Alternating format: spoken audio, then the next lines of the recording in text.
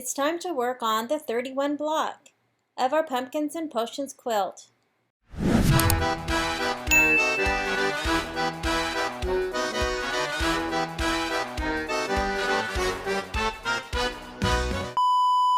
Let's work on the 31 block on page 31. All of the fabrics have been fused with interfacing on the back. I have used my ScanNCut to cut out the number 31 and the circle. If you are not using any type of cutting machine, you will have square pieces of fabric in black and in the off-white, and you will do the traditional applique method. And then I have my batting. Let's get started on 31. For the 31 block, I need to bring in the files. I can use the merge stitch file icon, but an easier way is to open the folder where you have your embroidery files. I will open the quilting bundle folder. This uses the Halloween 8 design, block by block, and I need the 6 by 6. I will drag and drop it into the hoop. Now I will go back to the embroidery files and select the 31 block and drag and drop it into the hoop. This block is ready to go and can be saved to the USB and taken to your machine. However, because I am using software, I am going to take out the steps that I normally skip. So under the background quilting, there are 5 steps. The first step is the placement line for the batting, and I do need that. The second step is the tack down of the batting. I cut my batting to size, so this is a step that I will skip, but since I'm in software, I will delete. Step 3 is the placement for the fabric, and because that is just 1/4 of an inch past our batting and our fabric is much larger, this is a step that is also not needed. I will go ahead and delete that since I'm in software. The 4th step is the tack down of the background fabric, and I do need that step, and then the quilting.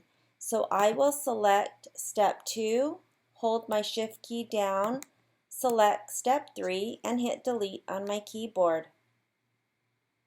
Of course, these are optional and you can run all 5 of the quilting steps, or you can take it to your machine and just skip the steps if you want to do it that way. This is ready to go. I will be using my 7 by 12 hoop. So all I need to do now is go to File, Save Stitch File As, and name my block. I am going to put it in my Combined Files folder, and I will save it to my USB so I can take to my machine. Let's open the 31 block. Remember, I am using a USB. I have it attached to a pigtail cord that goes to the side of my machine. That way I don't have to take the USB in and out whenever I add designs, and that's less wear and tear on the port on my machine.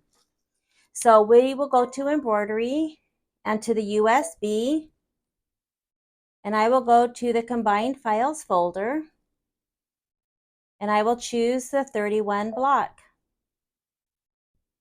I will hit Set and Embroidery. Now I have my smaller hoop because that's the hoop I used last time, so I will come up to Settings and I will change. I am using my 7 by 12 inch hoop, but in my machine I don't have a 7 by 12, I only have an 8 by 12. So I will choose that, select OK, and I am back to the stabilizer coming off the bottom. So I have my whole roll of stabilizer still attached. And so what I'm going to do, I am going to go to Layout and Move. I'm going to use the arrows. I'm going to move it all the way to the top of the hoop so that we can save on stabilizer, so I won't waste any of this down here. And then I'm going to move it all the way to the left, since my actual hoop on the machine is a 7x12, but in the settings it's an 8x12. So this just kind of compensates for the difference in the hoop size. I will select OK. I will go to this plus and minus needle. I like to see the steps. This is where you would skip a step if you don't use software or don't delete steps in software, but you want to skip a step, you would use this arrow, or to go back, you would use the up arrow. So let's get this started.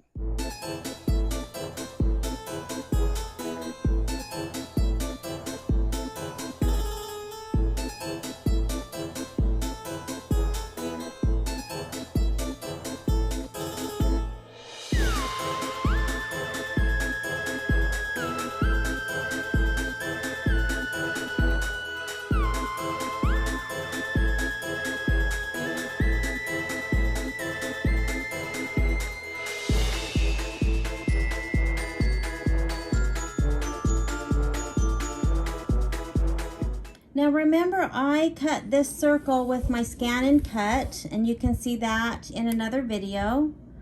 I placed it inside of that placement line, and I will run the tack down stitch. Of course, if you haven't cut this with any kind of a vinyl cutter or cutting machine, your piece will be a square piece, and you will just put it over and make sure it covers up the circle, and then run the tack down and then trim to your circle.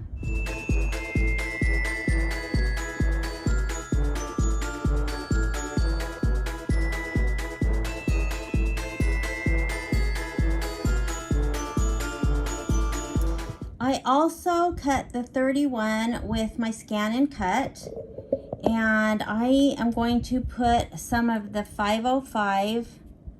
I'm going to use a glue stick instead of the spray, just because these are small. And I will place these inside that placement line.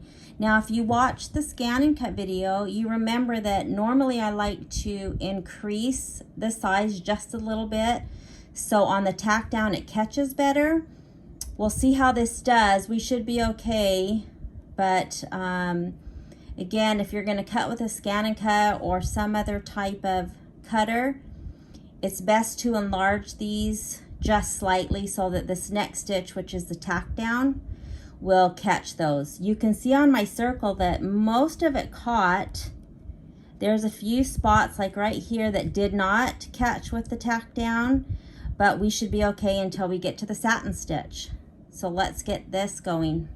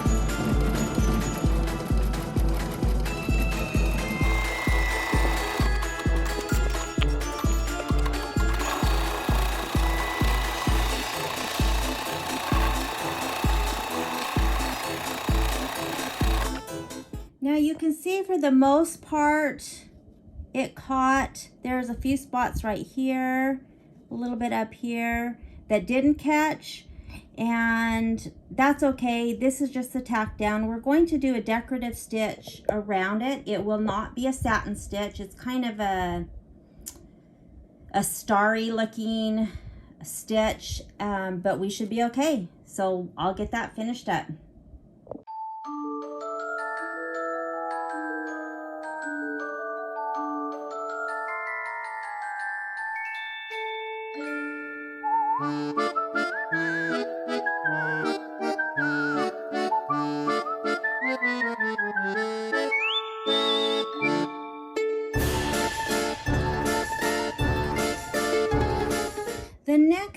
step is supposed to use the dark marmalade orange color, and it's going to do a little satin stitch border on the inside of the stitch that it just did.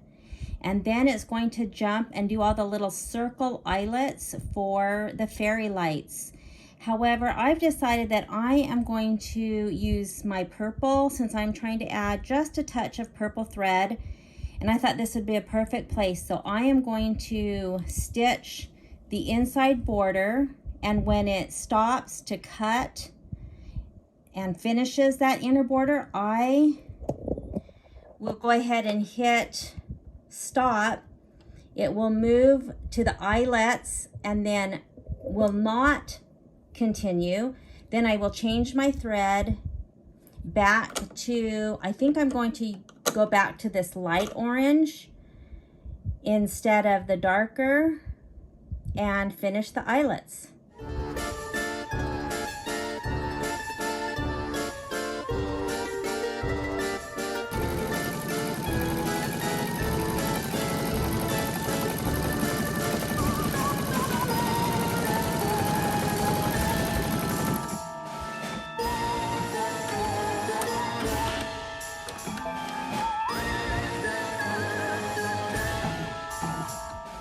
So when you stop something, it will move. If you're at the very last of a step, it will move over. So don't let that scare you. It will stop.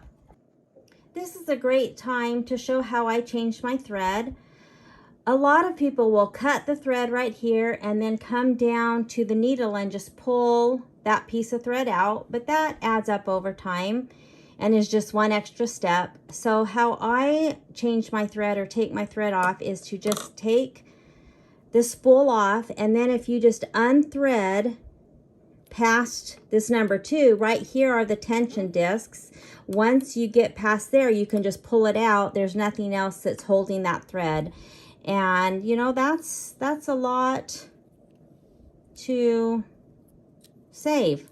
So that's how I change my thread. So let's finish up these little eyelets.